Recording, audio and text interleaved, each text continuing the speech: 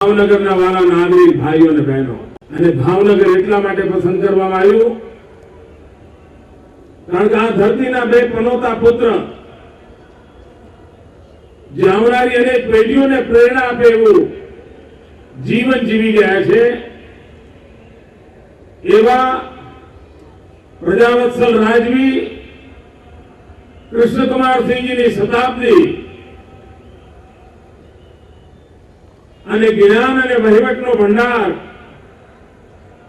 એવા પ્રભાશંકર પટણીજીના 150 વર્ષ, એક એવો અનેરો અવસર કે પ્રજાસત્તાક પર્વને એની સાથે જોડીને આ અવસરને આપણે ઉજવી શકીએ છીએ કે સાહેબ, અમે દિવાળી આવવાની હોય અને આખું ઘર જેમ સાફ સૂફી કરીએ, માંજી દઈએ, એમ આ 26 જાન્યુઆરી નિમિત્તે અમારું આખું ભાવનગરની સાફ સફાઈ થઈ ગઈ છે। 140 કરોડ રૂપિયાના વિકાસના કામોના લોકાર્પણ થયા આ મહિનાની અંદર। આ સમય દરમિયાન 155 કરોડના નવા કામોના ખાતમુહૂર્ત થયા। આ સમયગાળા દરમિયાન 424 કરોડ રૂપિયાના નવા વિકાસના આયોજનો થઈ ગયા। આ વિચાર કરી શકો છો કે 26 જાન્યુઆરી નિમિત્તે વિકાસના કામોને કેવી ગતિ આપી શકાય છે અને પ્રજાની ભાગીદારી પણ વધતી હોય છે। એક પર્વ પ્રજાને કેવી પ્રેરણા આપી શકે છે એ સમગ્ર હિન્દુસ્તાનમાં આપણે નમૂનારૂપ બનાવ્યું છે। ભાઈ બહેનો, ગુજરાત એક નાનકડું રાજ્ય છે। 26 જાન્યુઆરીની પરેડની દિલ્હી પર સમગ્ર દેશ જોવા માટે આવતો હોય છે અને દિલ્હી પછી કોઈ એવો 26 જાન્યુઆરી કઈ ઉજવાતી હોય અને દેશનું ધ્યાન જતું હોય તો ગુજરાતની ધરતી પર ઉજવાય છે। એ આપણે સ્થિતિ લાવી દીધી રહ્યા છે। ત્યારે મારે આ ગોહિલવાડને એક નજરાણું આપતા જવું છે અને નજરાણું છે હવેથી ભાવનગર યુનિવર્સિટીનું નામ કૃષ્ણકુમારસિંહજી ભાવનગર યુનિવર્સિટી તરીકે એ નામને ઓળખાયું। એટલા માટે 175 કરોડ રૂપિયાના થી મરીન શિપ બિલ્ડિંગ યાર્ડ અહીંયા ઉભા કરવાનો સરકારે વિચાર્યું।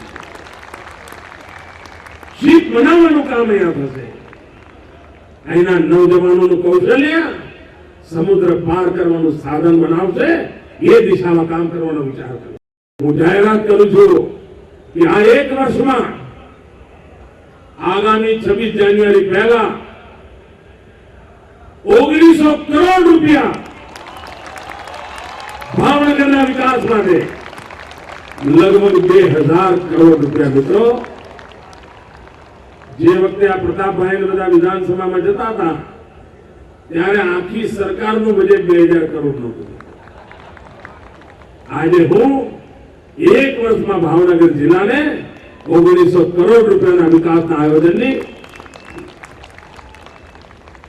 જાહેરાત કરું છું।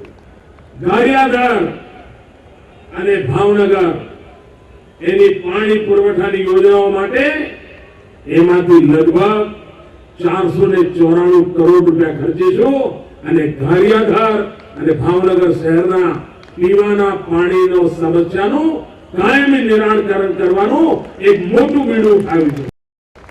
નર્મદા શાખા નહેરના કામો વલભીપુર, બોટાદ અને લીંબડીને આવરી લેતા 92 ગામો અને 65,000 હેક્ટર જમીનની સિંચાઈ માટે લગભગ 125 કરોડ રૂપિયાની માતબર રકમ ખેડૂતોને માટે ખર્ચવાનો આયોજન છે।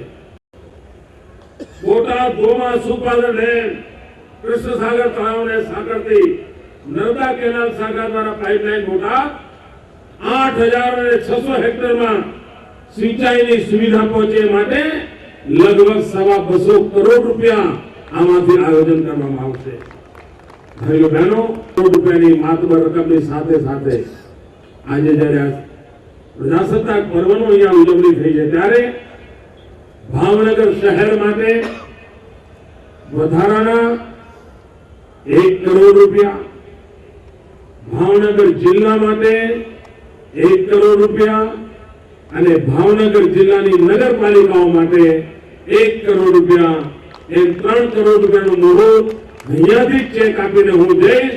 ભાઈઓ બહેનો, આવતા પ્રજાસત્તાક પર્વને ઉજવીએ અને બાબા સાહેબ આંબેડકર સહિતના મહાપુરુષોએ આપણને જે બંધારણ આપ્યું છે, જે બંધારણે આપણા સમવાય તંત્રની રક્ષા કરવા માટેનું વચન આપ્યું છે, આપણા સંઘીય ઢાંચાના રક્ષણ માટેનું વચન આપ્યું છે, એ સંઘીય ઢાંચાની સુરક્ષા માટેનો શપથ લઈએ. આવતીકાલે તિરંગો ઝંડો ફરકાવીએ ત્યારે આ તિરંગા ઝંડાની સાક્ષીએ હિન્દુસ્તાનના સંઘીય ઢાંચાને ઊની આંચ નહીં આવવા દઈએ. દેશની એકતાને ખંડિત કરે એવા કોઈ પણ પાપાચારને ચાલવા નહીં દઈએ. એવા સંકલ્પ સાથે ભારતની એકતાને ખંડિતતા માટે ભારતના સંઘીય ઢાંચાની સુરક્ષા, ભારતીય સંઘીય ઢાંચાના લેટર એન્ડ સ્પિરિટ સાથેનું રક્ષણ, એ ભાવને પ્રગટ કરીએ તો જ દેશને આગળ વધારવામાં રાજ્ય અને રાષ્ટ્રીય સરકાર બંને સાથે મળીને કામ કરી શકશે. આ સંકલ્પની પૂર્તિ માટે તિરંગો ઝંડો આપણને આશીર્વાદ આપે, બંધારણના નિર્માતાઓ આપણને આશીર્વાદ આપે અને એમની ભાવનાને લઈને આગળ વધીએ. વિવેકાનંદે જે સ્વપ્ન જોયું હતું કે હું મારી ભારત માતાને દૈદીપ્યમાન અવસ્થામાં જોઉં છું, વિશ્વગુરુના સ્થાને બિરાજેલી જોઉં છું. સ્વામી વિવેકાનંદના એ સ્વપ્નને પૂરા કરવા માટે પ્રતિબદ્ધતા સાથે એક પ્રજાજન તરીકે આપણે બધાએ સહિયારો પુરુષાર્થ કરવો રહ્યો, પરાક્રમી બનવો રહ્યો. પુરુષાર્થ અને પરાક્રમની પરાકાષ્ઠા સ્વામી વિવેકાનંદજીના સપનોને સાકાર કરી શકે.